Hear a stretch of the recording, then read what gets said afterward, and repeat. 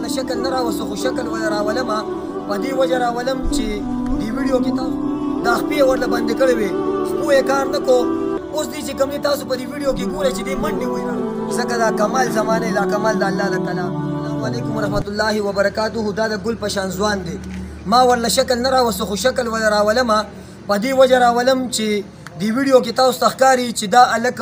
په کورسۍ کې پروت دی او په دې خپو ولې ما را باندې کړي دي خپو یې کار نه کو دې وروڼو یې راوستو مې دننه یې راولې وایي چې دننه نه شو تللی خپو نه مکمل شل دی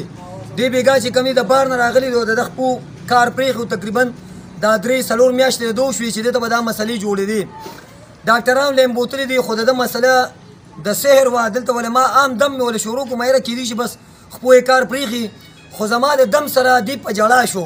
نو ده باندې زما شک راغی مایره دا مسله د جناتو ده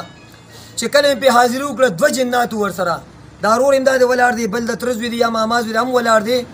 2 جناتو پرې او هغه جنات په ده باندې په سحر او په جادو راغلي وو دا خپې یې ورله بندې کړې وې خپو یې کار نه کو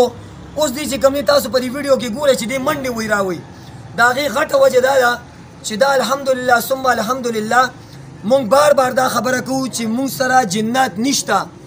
زه دا نه کوم چې زه ما سره جنات یو زه پلان کې کر لېږم او دا پې کوم دا پې کوم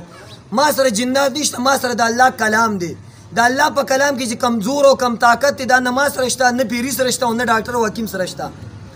او ډاکټران بیا وایي ته د ډاکټرانو خلاف زه د ډاکټرانو خلاف نیم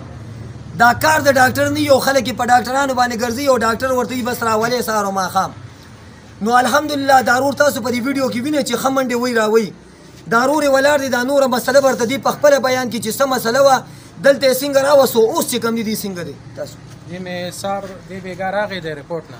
یې ډایرکټ کمپلیکس هسپتال ته بوت د ورور راته رنګ وکړو چې یاره ناصر خو بیخي خپې کار نه کوي زما دا ډېر زیات خفه شم نو ما وایي هغه شپه په ما باندې داسې ووته لکه بس ډېر زیات خفه وم زه چې سار شوم نو ما زه د ورور کره لاړم ما دې کره ملاستو وه ما ورته لکه چې ځو ډاکټر لاړ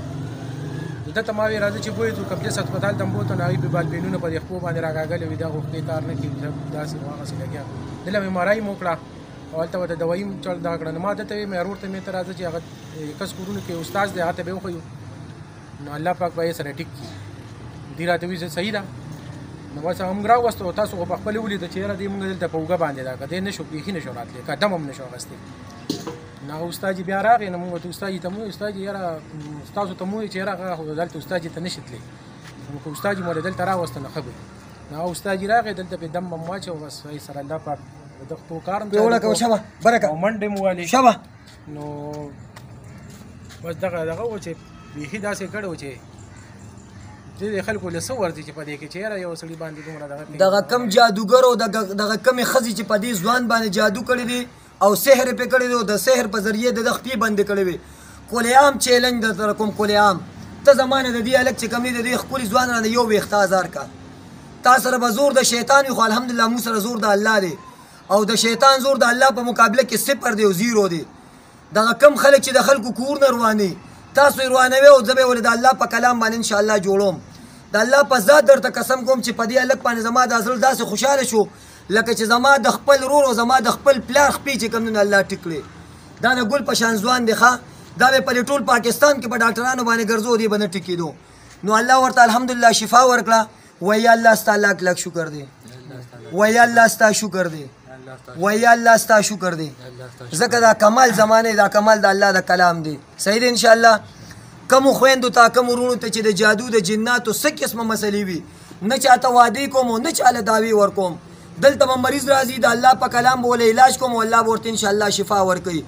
بیا هم دغه جادوګر ته یم چې ستا هم لا سزا ده او ستا ورسره دغه ښځې هم لا سزا او ته زما نه د دې هلک چې کوم نه 1,000 کا